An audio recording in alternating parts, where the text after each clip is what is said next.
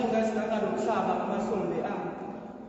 Okukabani uthi uyekuseni kovivi uyehlathini, uthi uma ubuya nawe uyekhonjwa emfuleni, ubuye usogeza ngamanzi abantu aqanga ngisho ebusika. Mina esikoleni bengiyinhlekisa ngezinto zami ezingafiki. Ijezi lami elingabile namasokisi ami aveza ngezambane.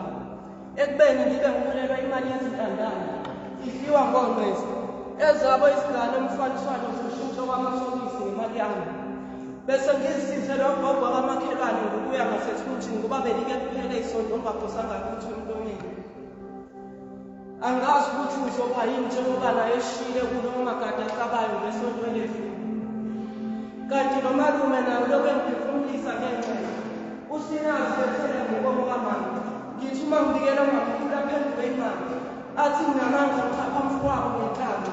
Ngithi yathiwa ibona bonke abafana bendawo lapho eshonisweni.